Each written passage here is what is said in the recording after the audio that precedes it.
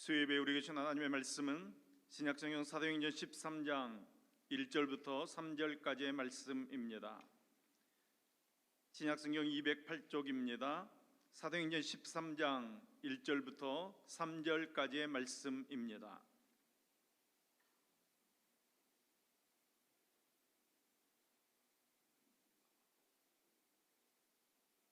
사도행전 13장 1절부터 3절까지 말씀을 저와 여러분이 한 목소리로 같이 읽겠습니다. 안디옥 교회에 선지자들과 교사들이 있으니 곧 바나바와 니게르라 하는 시므온과 구르네 사람 루기오와 분봉왕 헤롯의 젖동생 마나엔과 및 사울이라. 주를 섬겨 금식할 때에 성령이 이르시되 내가 불러 시키는 일을 위하여 바나바와 사울을 따로 세우라 하시니 이에 금식하며 기도하고 두 사람에게 안수하여 보내니라. 아멘. 아멘. 같이 한번 기도하겠습니다. 우리 가운데 오셔서 우리를 구원해 주신 사랑의 주님, 주님의 용서와 자비는 봄날의 하늘처럼 늘 눈부십니다. 오늘 또 우리 마음에 새겨진 십자가를 바라봅니다. 나의 남날을 헤아려 지혜의 마음을 얻게 하옵소서. 겸손으로 옷을 입고 순종으로 허리띠를 메고 복음의 신발을 신고 주님을 따라가게 하옵소서. 오늘 또 우리에게 주실 하나님의 말씀을 기대합니다. 주님의 말씀을 받아들이도록 우리의 마음을 준비해 주옵소서. 우리를 잠잠케 하옵시고 주님의 말씀만이 들려지도록 역사하여 주시옵소서. 들려지는 그 말씀에 우리가 아멘하게 하시고 그 말씀 따라 복받는 능력의 삶 살도록 붙들어 주시옵소서. 우리에게 말씀하여 주시는 예수님의 이름으로 기도합니다. 아멘. 우리의 신앙생활에 있어서 교회가 얼마나 중요한지 모릅니다. 어떤 분은 훌륭한 교회를 만나 위대한 그리스도인 되어집니다. 그러나 어떤 분은 분열 중에 있는 교회를 만나 그나마 있던 믿음마저 뿌리채 흔들리는 것을 볼 수 있습니다. 따라서 우리가 좋은 교회를 만난다는 것이 얼마나 큰 복인지 모릅니다. 교회는 이 지구상에서 하나님의 눈동자가 향하는 유일한 곳입니다. 하나님의 특별한 관심이 교회 안에 있습니다. 따라서 우리는 하나님의 전적인 교회의 축복과 교회의 영광을 회복할 수 있어야 합니다. 우리 교회를 하나님께서 쓰임받는 교회로, 하나님께 진정 기뻐하시는 교회로 세워 나가야 하는 것입니다. 그렇다면 여러분, 교회가 이 땅에 세워진 목적이 무엇이라고 생각하십니까? 성경은 예배와 증거를 위해 세웠다고 반복적으로 우리가 분명하게 가르쳐 주고 있습니다. 예배와 증거는 모두 하나님과의 불통, 그러니까 하나님과 단절되었던 상태에서 하나님과 연결되어지며 소통되어지면서 우리가 할 수 있는 특권이라고 말할 수 있습니다. 예배가 대표적입니다.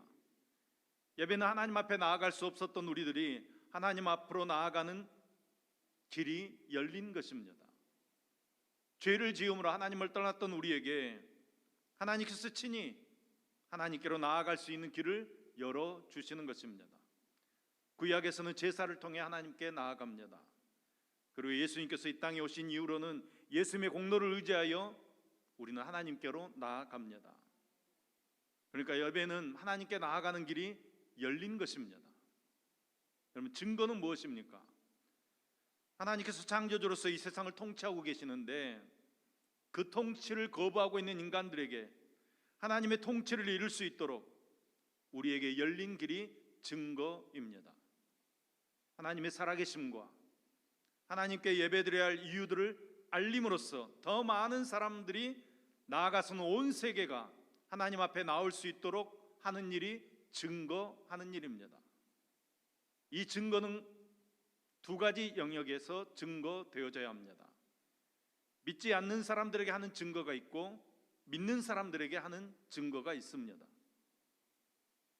제가 하는 일이 말씀을 증거하는 것인데 제가 하는 말씀 증거는 주로 믿는 성도들에게 하는 증거라고 할 수 있겠습니다. 그런데 믿지 않는 성도들에게도, 믿지 않는 사람들에게도 증거가 되어져야 합니다. 우리 주변에 믿지 않는 사람들에게 증거하는 것을 전도라고 합니다. 그리고 타 문화권에 가서 복음을 증거하는 일을 선교라고 합니다. 이렇게 예배와 증거는 교회가 이 땅에 세워진 목적입니다.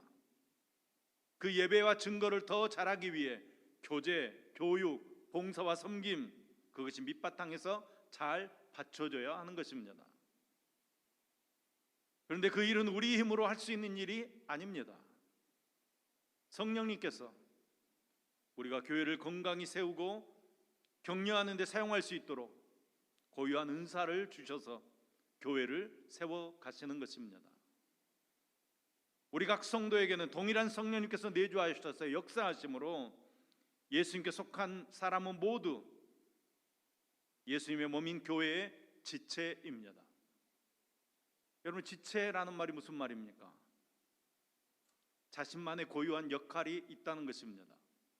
손은 손으로서의 역할이 있고, 발은 발로서의 역할이 있고, 눈은 눈으로서의 역할이 있습니다.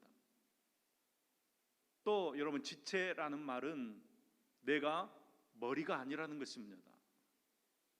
지체인 우리가 머리 되려고 해서는 안 되는 것입니다. 머리의 통제를 받지 않는 지체는 있을 수 없습니다.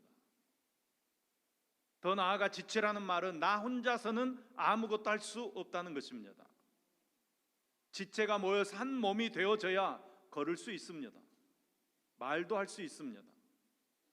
각 지체가 자기 자리에서 자기 맡은 역할을 잘 감당해 주어야 건강한 몸이 되어지는 것입니다. 이 모든 것이 협력하지 않으면 몸이 제대로 기능을 하지 못하는 것처럼 내주하는 성령님의 역사를 받아들이지 못하고 예수님을 가장 높은 자리에 모시지 못하면 교회는 제 기능을 발휘할 수 없는 것입니다. 때문에 하나님께서 기뻐하시는 교회는 어떤 교회입니까? 하나님께서 기뻐하시는 교회는 주 안에 하나된 교회입니다. 따라하겠습니다. 주 안에 하나된 교회. 아멘. 우리 광주성악교회가 주 안에 하나된 교회 되기를 간절히 소망합니다. 이런 유명한 이야기가 있습니다. 남아공에 100인만 예배드릴 수 있는 교회가 있었습니다. 그런데 어느 주일날 한 흑인이 그 교회에 들어갔습니다. 하지만 흑인이라는 이유 하나만으로 거절당하고 예배당에서 쫓겨납니다. 교회 뜰 한 구석에 앉아 있었습니다. 그런데 얼마 안 있어 어떤 사람이 교회 마당을 서성대고 있는 것입니다. 이 흑인이 자세히 보니까 예수님이셨습니다. 순간 흑인이 예수님께 물었습니다. 아니, 예수님, 왜 예배에 참석하지 않으시고 밖에 서성거리고 계십니까? 그러자 예수님께서 이렇게 대답하셨습니다. 나도 백인이 아니라서 들어가지 못했어. 여러분, 이 이야기가 주는 메시지가 무엇입니까? 교회가 사람을 구분하기 시작하고 사람을 판단하기 시작하면 하나님께서는 그 교회를 사용하실 수 없다는 뜻의 말씀입니다. 오늘 사도행전 13장 1절에서 3절까지의 말씀에 소개된 안디옥 교회는 하나님께서 기뻐하시는 교회의 완벽한 모델이라고 말할 수 있습니다. 지금도 안디옥에 찾아가면 2000여 년 전에 그 초대교회 교인들이 박해를 피해서 숨어 예배드리던 좁디 좁은 동굴들이 남아 있습니다. 그 동굴의 크기가 얼마나 협소한지 아무리 사람이 많이 앉아도 몇십 명 이상을 수용할 수 없을 정도의 크기입니다. 여러분, 이것이 무엇을 의미하는 것입니까? 안디옥 교회는 큰 교회가 아니었다는 것입니다.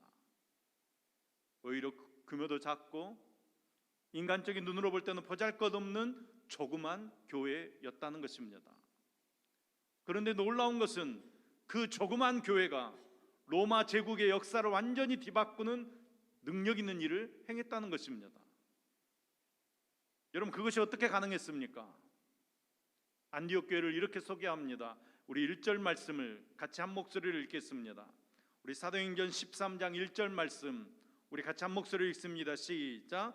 안디옥 교회에 선지자들과 교사들이 있으니 곧 바나바와 니게르라는 시므온과 구레네 사람 루기오와 분봉왕 헤롯의 젖동생 마나엔과 및 사울이라. 아멘. 아멘. 여기에 안디옥 교회 리더 5사람의 이름이 기록되어져 있습니다. 첫 번째 인물은 바나바입니다. 그는 사도행전 4장 36절 37절 말씀에 소개된 대로 자기 밭을 팔아 교회에 헌금할 정도로 재력도 있었고 믿음도 있었던 레위인입니다. 그러니까 전통파 유대인입니다. 두 번째 인물은 니게르라고 하는 시므온입니다. 니게르 하니까 여러분 무엇이 생각나십니까? 니게르라는 말에서 리그로라는 말이 나왔습니다. 흑인이라는 말입니다. 시몬은 흑인이었습니다. 그런데 2000여 년 전에 흑인은 거의가 다 노예였습니다. 세상적으로 본다면 낮고 천한 노예가 교회의 리더로 세워졌다는 것입니다. 세 번째는 구레네 사람 루기오입니다. 구레네는 오늘날의 아프리카 리비아를 가리킵니다. 말하자면 그 또한 이방 사람입니다. 네 번째 인물은 헤롯의 젖동생 마나엔입니다. 젖동생이라고 하는 말은 육신의 동생은 아니지만 같은 어머니의 젖을 먹고 자란 형제 자매를 뜻하는 말입니다. 그러니까 이 마나엔은 당시 집권 최고위층의 귀족이었음을 우리가 알 수 있습니다. 그리고 마지막 인물은 사울입니다. 우리가 잘 아는 바울입니다. 여러분 잘 아는 대로 바울은 예수님을 대적했던 사람입니다.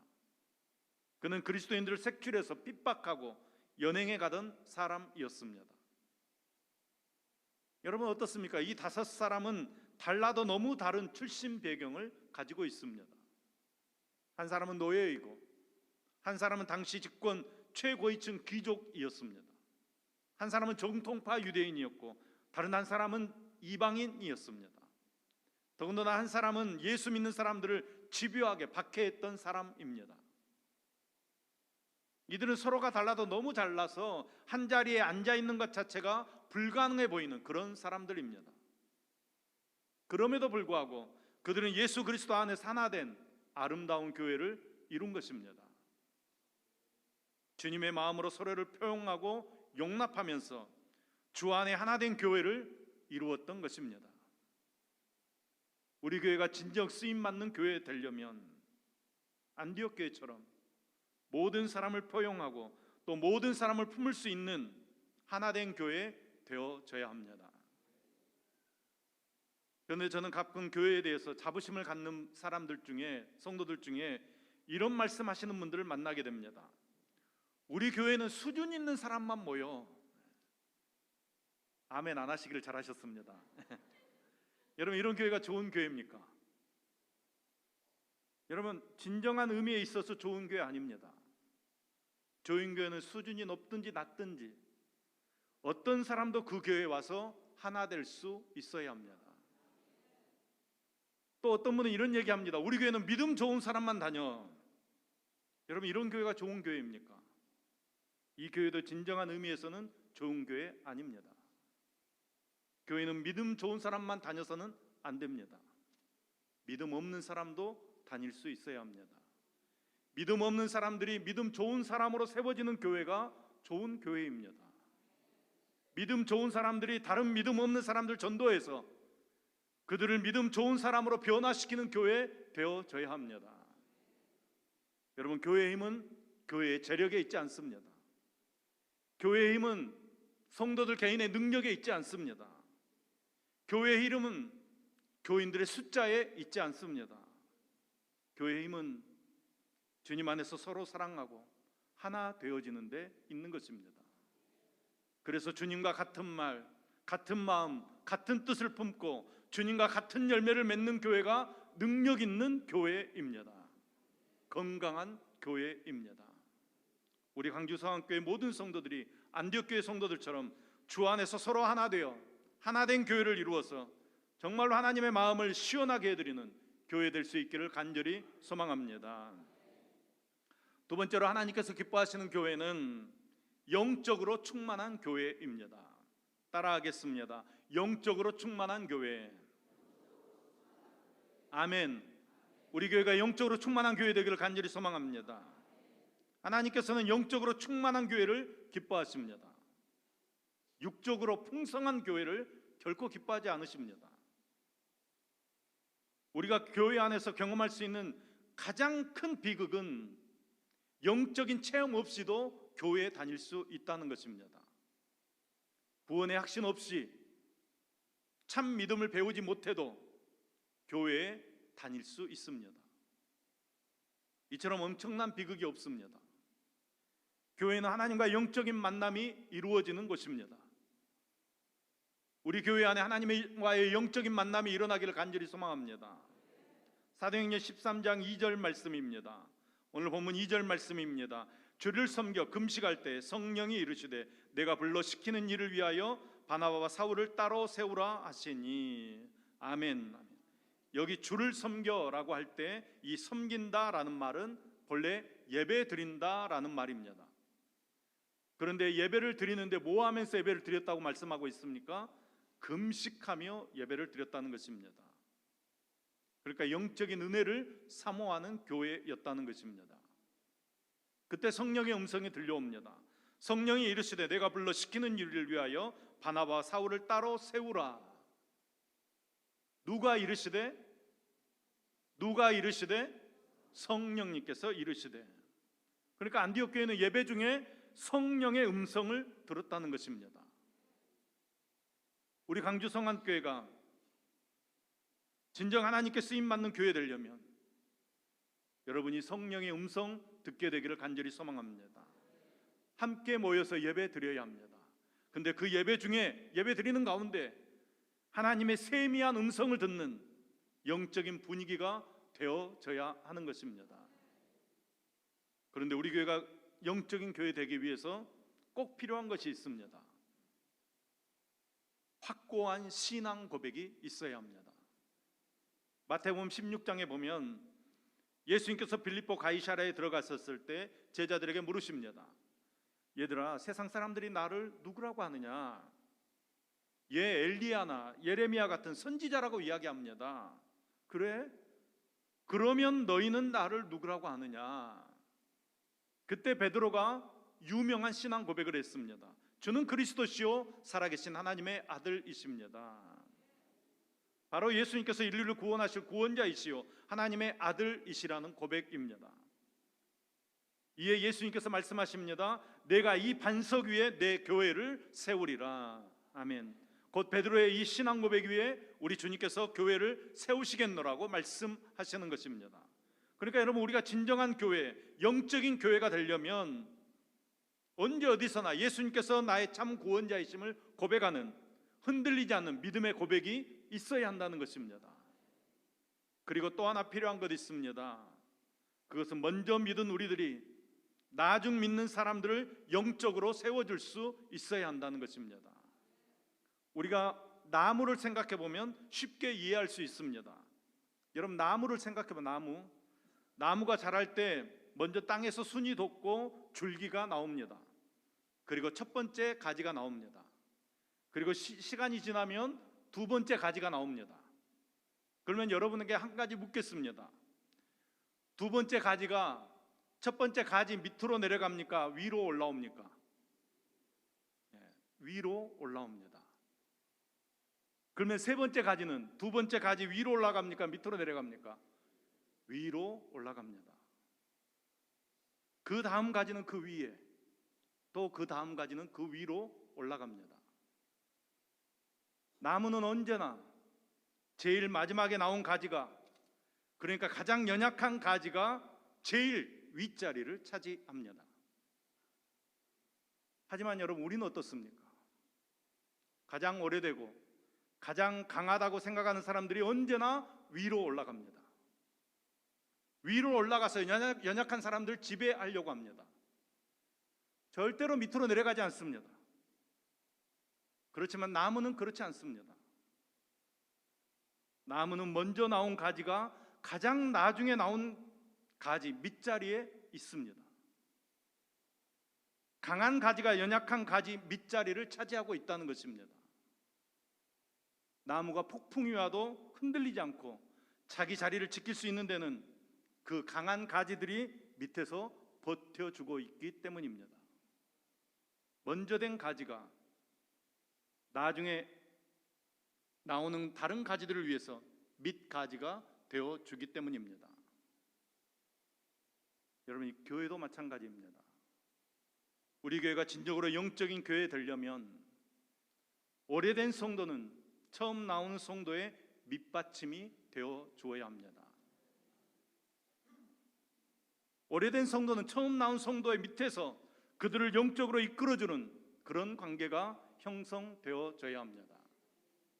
그래야 할 때 비로소 우리 교회는 열매를 주렁주렁 맺는 건강한 교회 될 줄로 믿습니다. 사랑하는 성도 여러분, 먼저 믿는 저와 여러분이 확고한 신앙 고백 위에 서서 흔들리고 넘어지는 연약한 성도들을 온전히 세워주는 심지가 견고한 영적 리더들이 다 될 수 있기를 예수님의 이름으로 축원합니다. 마지막으로 하나님께서 기뻐하시는 교회는 전도에 힘쓰는 교회입니다. 따라하겠습니다. 전도에 힘쓰는 교회. 아멘. 저희 교회가 전도에 힘쓰는 교회 되기를 간절히 소망합니다. 여러분, 하나님 아버지의 마음은 영혼 구원에 있습니다. 이것은 예수님의 말씀에서 분명히 우리가 알 수 있습니다. 요한복음 6장 38절 39절 말씀입니다. 내가 하늘에서 내려온 것은 내 뜻을 행하려 함이 아니요 나를 보내신 이의 뜻을 행하려 함이니라. 나를 보내신 이의 뜻은 내게 주신 자 중에 내가 하나도 잃어버리지 아니하고 마지막 날에 다시 살리는 이것이니라. 아멘. 하나님 아버지의 뜻은 죽어가는 영혼을 살려내는 것, 영혼 구원에 있다는 것입니다. 그런데 오늘 안디옥 교회가 그 하나님의 뜻인 영혼 구원을 최우선으로 삼고 있는 교회라는 것을 우리가 말씀을 통해 알 수 있습니다. 오늘 보면 3절 말씀입니다. 이에 금식하고 기도하고 두 사람에게 안수하여 보내니라. 아멘. 여기 두 사람은 바나바와 사울입니다. 여러분, 바나바와 사울이 어떤 사람들입니까? 사도행전 11장 25절 26절 말씀을 보니까 바나바와 사울은 안디옥 교회 창립 멤버입니다. 그러니까 바나바와 이 사울 이들을 통해서 안디옥 교회가 부흥하고 자리를 잡아가고 있는 것입니다. 그러니까 이들은 안디옥 교회에서는 없어서는 안 될 아주 중요한 인물입니다. 그런데 오늘 말씀해 보니까 성령님께서 예배드리는 가운데 이 두 사람을 따로 세워서 영혼 구원을 위해 파송해라 말씀하십니다. 여러분, 그 순간 안디옥 교회는 어떤 결정을 내리고 있습니까? 주님, 왜 하필이면 우리 교회에서 제일 중요한 사람들을 보내라고 하십니까? 이 사람들은 우리 교회에서는 없어서는 안 될 사람들입니다. 다른 사람들은 몰라도 이 사람들은 안 됩니다. 이렇게 말하지 않았습니다. 오히려 복음 전하는 데 있어서만큼은 최고로 준비되고 최고로 훌륭한 사람들을 보내야 된다고 안디옥 교회 성도들은 생각했습니다. 그래서 온 교우가 하나 되어서 바나바와 사울을 기쁨으로 파송하고 있는 것을 말씀을 통해 볼 수 있습니다. 여러분, 영혼을 구원하는 것이라면 무엇이든지 포기할 수 있어야 합니다. 영혼을 구원하는 것이라면 무엇이든지 하나님께 드릴 수 있어야 합니다. 그 교회가 바로 안디옥 교회였다는 것입니다. 순종하기 어려울수록 순종하면 순종한 만큼 복을 주십니다. 복음 전도와 선교는 축복의 기준입니다. 전도하고 선교하는 교회가 복받지 못하는 경우가 없고 전도하고 선교하는 성도가 복받지 못한 경우가 절대로 없습니다. 안디옥 교회는 선교의 모델된 교회이고 바나바와 사울 같은 위대한 선교사를 배출한 교회입니다. 선교는 하나님의 말씀에 순종하는 사역입니다.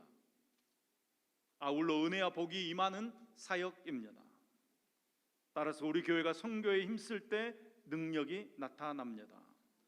온 교회가 선교의 열정이 불타오를 때 놀라운 복을 받게 됩니다. 안정되면 선교하겠다, 거짓말입니다. 선교하면 안정될 줄로 믿습니다. 안디교회 성도들처럼 순종함으로 선교에 동참하는 정말 하나님을 기쁘시게 하는 저와 여러분 되기를 소망합니다. 우리 교회도 안디옥 교회처럼 하나님을 기쁘시게 하는 교회 되어져야 합니다. 사랑으로 하나 된 교회, 영적으로 충만한 교회, 주님 명령에 즉각 순종해서 복음을 증거하는 교회로 세워져서 정말 하나님께서 기뻐하시고 찾으시는 교회 되어져서 하늘의 신령한 복을 받아 누리는 저와 여러분 될 수 있기를 예수님의 이름으로 축복합니다.